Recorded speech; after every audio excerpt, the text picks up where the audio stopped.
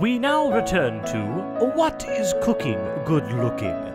Starring your favorite chef, Zachary Fuller. Hello there, ladies and gentlemen. My name is Xycron. Welcome back to America's favorite cooking show, What's Cooking Good Looking, with your very special host.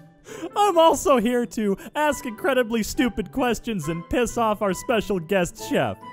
And without further ado, let's bring in that very special guest chef. Please join me in welcoming Super Chef Zachary Fuller. I am the chef. Ah, yes, you are indeed, sir. Welcome to the show. It is good to be here, Robin. So why don't you tell us a little bit about yourself? You know, how long have you been a chef? What drove you to this madness? Well, you see, years ago, I was watching one of my favorite movies, Chef. It is a very memey film. And then I was watching it, and I was like, hey, that's pretty good. No, okay, but in all seriousness, it's good to be here, Robin. Good to be here on the show. Welcome. All memes aside, I started cooking when I was a very young age. You know, one day I was just, I felt inspired. Right, I was watching a good Disney Pixar film called Ratatouille. Ah, yes, everyone's favorite. And yeah, very good film. Pixar, if you're listening, make a sequel, please. And by the way, I was like, yeah, you know what? I think I'm gonna try my cooking skills out and make myself a ham sandwich with some cheese, mayo, a little bit of chipotle mayonnaise on there. Pretty simple, right? Obviously. Oh yeah, yeah. Mm-hmm. And then go from there and put on some Doritos. You know, just put some Doritos right on the sandwich, crunch it down, and you got yourself a very fancy, nice ham sandwich. So you actually put Doritos on the sandwich. Yeah, it gives it, not only does it give it a crunchy texture to it, but it also just kind of adds a little more cheese and tang to it. So it's very good dish. Right, right. It sounds incredibly healthy too. Something that those of you out there can use for your weight loss diets. Oh yeah, definitely. It's a very good. Also, hey, look, this server is running on ULX. Like with any cooking show on an incredibly well-known network such as this one, we're here to have you show yourself off. We want you to cook us the best that you possibly can, whilst I annoy the living crap out of you. So, do you think you can do that? Sure. All right. Well, taking a look at my, let's see here. Look at my ingredient book. It's gonna be a while. Hold on. I gotta find some good stuff. While he does that, why don't we go to a message from our sponsors? You'll never take me alive! Give up, time-traveling Hitler. We've got you surrounded. Wasn't that fantastic? Welcome back, everybody. We've given our friend Zachary here a grand total of about 5 seconds to find some more ingredients, so hopefully he's found some good stuff. What do you got? What do you got for us, Mr. Chef? All right, well, you know what? Who needs a plate? We have a table. We have a table. We got a big old table right here. Actually, why don't we take a second to show all of the fans of the show, you know, what we use here in our state-of-the-art kitchen. We've got ourselves this industrial prison-strength clothes washing machine, right? Very clean. Yeah, very effective at cooking meats like your chickens and your beaks and stuff like that. And then right here is the barrel where we put all of the excess oils and greases from the meats that we cook. I think we got it about half full so far, just from this morning's bacon alone.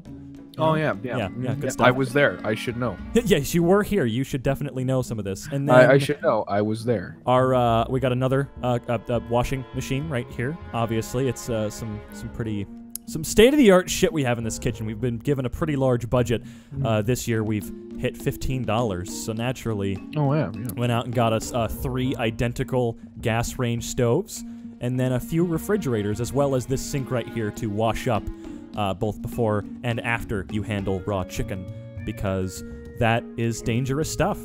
Yes. All right, so Zach, let's continue with the recipe. What's the ultimate goal here? What are we trying to make today? Today, we're going to be trying to make, basically, you know, sometimes I just like to, you know, look at a plate, think, you know what, let's try something new. So, today we're going to be starting off with foot spray. All right, we're going to use this clock as a plate. I feel that will work just fine with what we're doing here. Perfect, of course. All right, now let's see, what do we got here? We got some, a little bit of wine here. You know, everybody's favorite ingredient. Everybody's favorite. Yeah. Yeah, pour some of that. Wouldn't want it to be real. That would be weird. Yeah. You're underage. That's just gonna. Well, now that it's, you gotta put it in the sanitizer now. It touched the ground. I think we have some sanitary milk in one of the refrigerators. You should go grab some. Right. You're right. Alrighty, we have some sanitary milk here. Okay. This was washed in our mini cauldron over here, right? Yes, it was most certainly cleansed. Right. It went through it, and then we put it back into the carton. All right, here we go. So we're just kind of pour that in there a little bit. All right, very good, perfect. Very good. And we're going to add a little bit of watermelon. Now, watermelon. Now that seems like a strange ingredient to be adding, Mr. Chef. Why on earth would we add something like watermelon to our wine milk clock dish? Well, you see, with every with every great dish comes enough room for watermelon.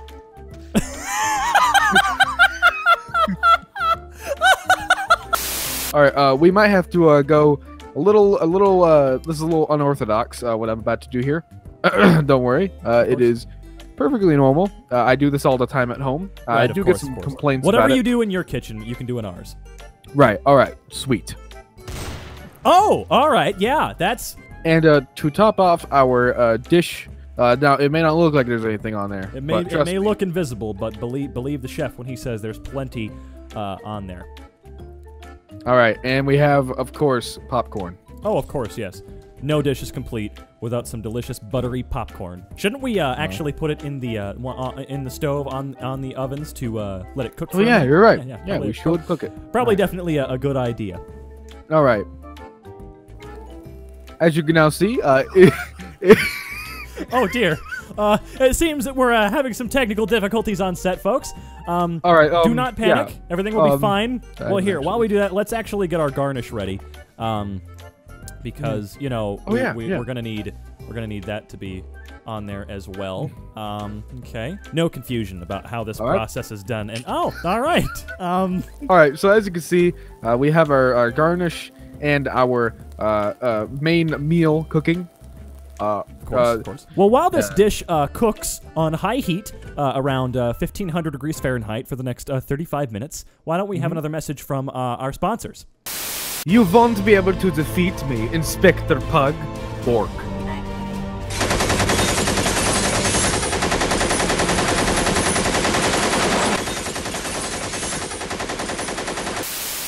Did you get it? Okay. Did you? Okay, he's got it. I got it. Come on. I went. Okay.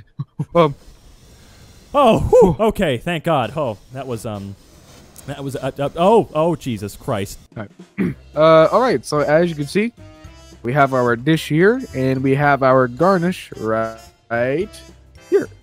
Now, doesn't that just look absolutely amazing? See, folks, it just goes to show that with a little hard work, a little bit of practice, and everything in between, you too can be the greatest chef of all time. So yeah, just like me. Exactly. Just like our special guest chef Zach here today. So thanks everybody for tuning out. That's all the time we have for tonight's episode. Hopefully, if you followed along at home, you too could have your own baby garnished clock milk wine dish, and hopefully it looks a little bit better than ours. I guess are there any last final words you would like to say before we give it away to Jeopardy coming up next? Yes. Remember, kids.